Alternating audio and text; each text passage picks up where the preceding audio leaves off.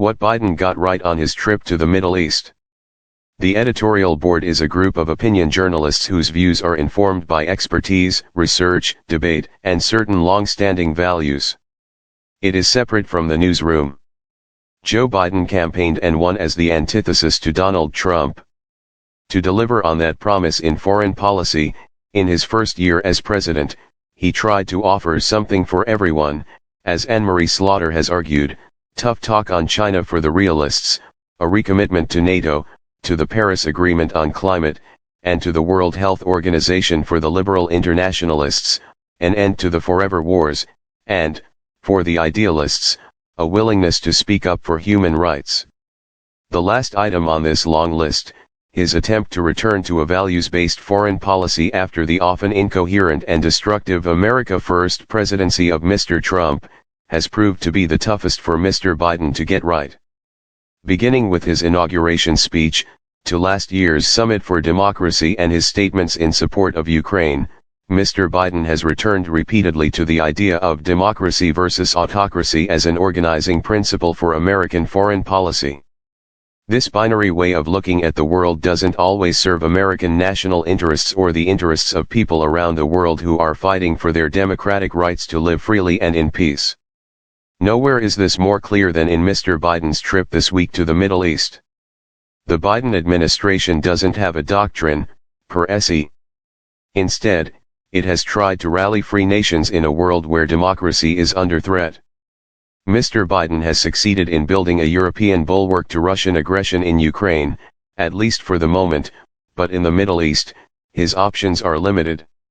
In an essay in the Washington Post on Saturday, Mr. Biden portrayed the trip as a mission to shore up peace in the region through diplomacy.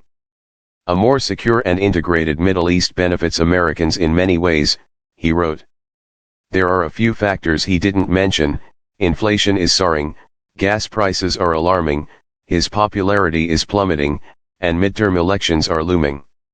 The people he has met on this trip know all this, and some of them, especially in Saudi Arabia and Israel, may be hoping for a Trump restoration.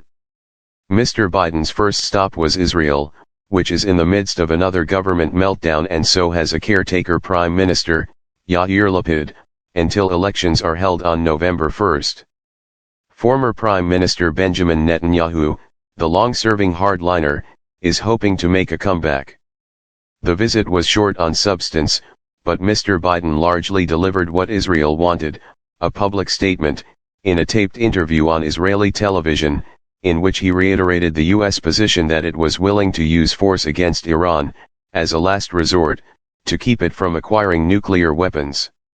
Given the situation in Israel, there is little Mr. Biden can do to breathe life into the moribund peace process, and the visit took place just a couple of months after the death of a popular journalist and American citizen, Shireen Abu Akleh. She was killed while covering an Israeli military operation in the West Bank, and Palestinians are convinced that she was deliberately shot. They do not buy the State Department's conclusion that while the bullet was likely fired by an Israeli, there was no reason to believe that this was intentional. Palestinians are also frustrated that Mr. Biden has not reversed some vindictive actions taken by his predecessor, such as closing the United States consulate in East Jerusalem, although he did pledge $100 million in funding for hospitals there. On Friday, Mr. Biden met with the de facto Saudi ruler, Crown Prince Mohammed bin Salman, whose kingdom Mr. Biden, as a candidate, suggested should be a pariah over the horrific murder of the journalist Jamal Khashoggi in 2018. Mr. Biden's administration last year released an intelligence report that laid the killing at the feet of the Crown Prince. Now, Mr. Biden, with this visit, is trying to reset relations with the kingdom to shore up the alliance against Russia and, more important, to pump more oil. In Saudi Arabia on Saturday, Mr. Biden is expected to meet with 9 Arab leaders, those of the 6 countries of the Gulf Cooperation Council, Saudi Arabia, Bahrain, Kuwait, Oman, Qatar, and the United Arab Emirates, plus Jordan, Egypt, and Iraq, whose major ask will be more military support against Iran. Footage that surfaced this week from a 2021 incident in which Israel shot down Iranian drones with the help of Arab allies and the United States underline the point. At the same time, the U.S. administration hopes to leave the door open for the unlikely but worthy goal of reviving the nuclear deal with Iran that Mr. Trump ripped up, a revival that almost no one in the region seems to really want, while a shadow war of assassinations and covert actions between Israel and Iran continues. This is not a pretty picture of diplomacy in action, an American president making nice with autocrats, with few opportunities to make meaningful progress on behalf of democracy.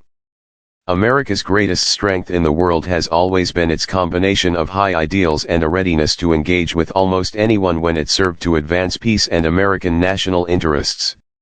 This doesn't mean the kind of immoral pandering to dictators practiced by Mr. Trump. Rather, it means building on areas of agreement, however small, that can be used to move toward a more peaceful, free, and open world. American presidents held regular summit meetings with Soviet leaders throughout the Cold War, achieving major arms control agreements while remaining critical of Soviet human rights violations.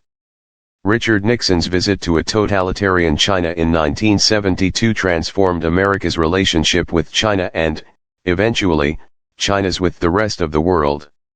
There were few opportunities for Mr. Biden to show that kind of statesmanship on this visit, but that does not make incremental progress through diplomacy less valuable. Mr. Biden was right to release the intelligence report implicating Prince Mohammed in the assassination of Mr. Khashoggi.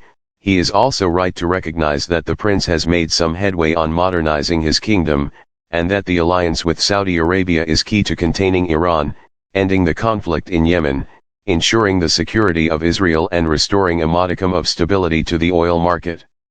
Saudi Arabia's work to restore unity among the countries of the Gulf Cooperation Council and to maintain a truce in Yemen showed the value of this relationship.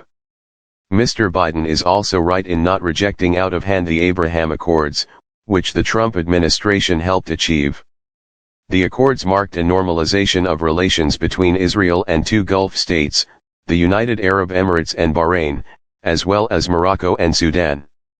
Although they were criticized for, in effect, sidelining the Palestinians, the agreements formed a basis for other Arab states to consider forging relations with Israel. And he is right to talk to Saudi Arabia about an increase in oil production. Such a move is unlikely to have a significant impact on prices at American gas pumps in the short term, but it is essential for the American economy and for the coalition supporting Ukraine that Mr. Biden do whatever he can to ease the pressure on global oil markets. While there is a natural impulse to look for grand gestures on every presidential visit abroad, there are other places and other issues where this administration needs to advance a broader and more ambitious agenda, especially climate change, Ukraine, and China. This is not the moment for bold new Middle East policies. Mr. Biden is doing the right thing by treating the region's issues as part of a bigger picture. Published in New York Times, July 15, 2022.